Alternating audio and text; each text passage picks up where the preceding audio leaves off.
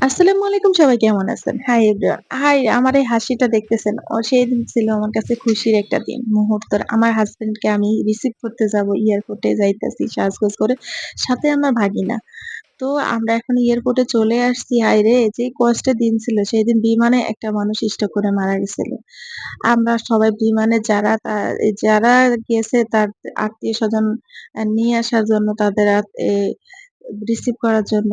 তা প্রত্যেকটা মানুষ একটা আতঙ্কের মধ্যে ছিল। যাই হোক, আমার সেই কথাটা মনে হওয়ার পরেও আমি কথা আটকায় গেছি। ভালোভাবে বলতে পারতেছি না। সেদিন অনেক ভয় কাজ করছিল। ওই তো আমার জানটা চলে আসছে, তাকে আমি জড়িয়ে ধরে কান্না করছি। কান্নাটা এজন্য করছি, সেদিন বিমানে যতগুলা যাত্রী কাতার এয়ারলাইন্স এর আসছিল, আমি প্রত্যেকটা মানুষরে খালি জিজ্ঞেস করছি, "আমার হাসব্যান্ডকে কেউ দেখছেন?" ছবি দেখে। অনেক কষ্টে ছিল। তা আমরা বাসায় চলে আসছি। আসার পরে সন্ধ্যাবেলা একটু বাইরে গেছি। এখন তার বাগিনা বউর জন্মদিন। এপ্রিলের ২৭ তারিখ। তো তার ভাইগনা বউর জন্মদিন পালন করবে, তাকে সারপ্রাইজ দিবে। হঠাৎ করে আমার হাসব্যান্ড কেক কিনলো। আমিও জানি না।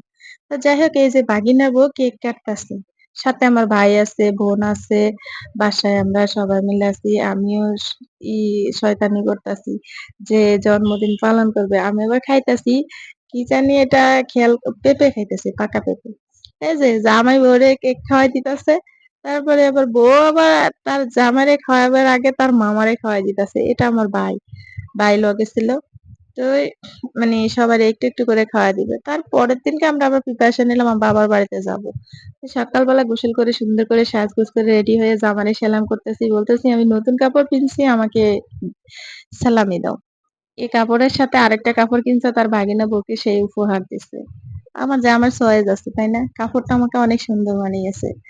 তাই আমার জামাই আমারে কত টাকা দিবে, আমি তো এটা চিন্তায় মরে যাচ্ছি। যাই হোক, অবশেষে দিছে। কয় টাকা দিল?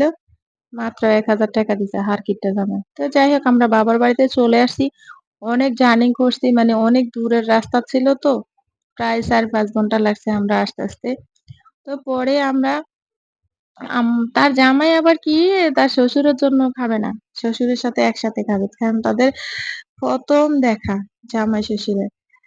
ও আবার জিজ্ঞেস করতেছে, "আব্বা কখন আসবে?" এখন আমি হাসতাছি। আব্বা তো নামাজ পড়তে গেছে। আব্বা নামাজ পড়বে, নামাজ শেষ করে তারপরে আব্বা আসবে। আমার আব্বা আবার ৫ ওয়াক্ত নামাজ পড়ে। আমার তো মা নাই। খুবই একটা কষ্টের বিষয়। যার মা নাই, তার দুনিয়াতে অনেক কষ্ট। দুনিয়াটাই অন্ধকার। মা থাকলে মায়ের সাথে সুখ-দুঃখের কথা শেয়ার করা যায়। আজকে আমার মা থাকলে কত খুশি হইতো, তাই না? ভাগ্যের কি পরি। মা তো চলে গেছে আমাদেরকে একা করে। মাকে খুব মিস করি। জানি না আবার কবে মায়ের সাথে দেখা হবে। চাইলেও তো দেখা করতে পারব না। যে আকাশের তারা হয়ে যায়, তার সাথে কি চাইলে দেখা হয়? তা অপেক্ষা করতেছি। আব্বু তো এখনো আসতেইছে না। আর পেটে খিদায় আজ জ্বলতাছে। আমরা বইয়া রইছি, বইয়া রইছি, বইয়া রইছি। যাই হোক, অবশেষে আমার আব্বা আইসা পড়তাছে। এই যে আইসছে। জানালা দিয়ে দেখছিলাম। আইসা, আইসা বলতেছে, "তোমরা খাইলা না, আমার জন্য অপেক্ষা করলা।" তো যাই হোক, আমার সবাই অপেক্ষা করতে আমি আবার উইঠা গেছি। উইঠা যাই যা, যা দরকার নিয়ে আসতেছি। আমার জামাই আবার আমাকে বলতেছে আমি বসতাম। তা আমিও আবার বসলাম। আমার বোনরে বলছি, বোন ওই যে আমারে ডাক পাড়তেছে। মানে আবার আমার ভাইয়ের বউ, আমার ছোট বোন সবাইকে ও ডাকতাছে। সবাইরে নিয়ে একসাথে খাবে। এটা আমার মেজো বোন, আমার ভাইয়ের বউ, এটা আমার সেজো বোন। তারপরে আমরা সবাই মিলে খাওয়ার জন্য খাবার বাড়তাছে। তো সাথে সবাই ছিল বাড়ির। সবাইকে নিয়ে আমার জন্য খাইছে। এই জিনিসগুলো আসলেই ভালো লাগছে। তো যাই হোক, আসলে কিছু আনন্দের সময় এভাবে স্মৃতি করে রাখলে পরে দেখলে আসলে ভালোই লাগে। আমি দেখতেছি আমার কাছে খুবই ভালো লাগতেছে। কারণ ভালো লাগার দিনগুলা দেখতেই ভালো লাগে। মুহূর্তগুলা দেখতেই ভালো লাগে।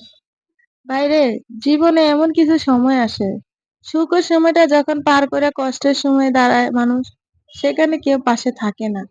আমার বাইর পরে ডাকছে, আইতে চায় না, দাঁড়ায়, দাঁড়ায় দেখতেছে এখন খাইবনি। তো যাই হোক, সুখটা দেওয়ার মালিক আল্লাহ। এখন আমাদের কষ্টের সময়, আমার হাসব্যান্ড প্রবাস থেকে চলে আসছে একেবারে। তো আমাদের পাশে এখন আর কেউ নাই। সবাই ভালো থাকবেন। আল্লাহ হাফেজ। ভিডিওটা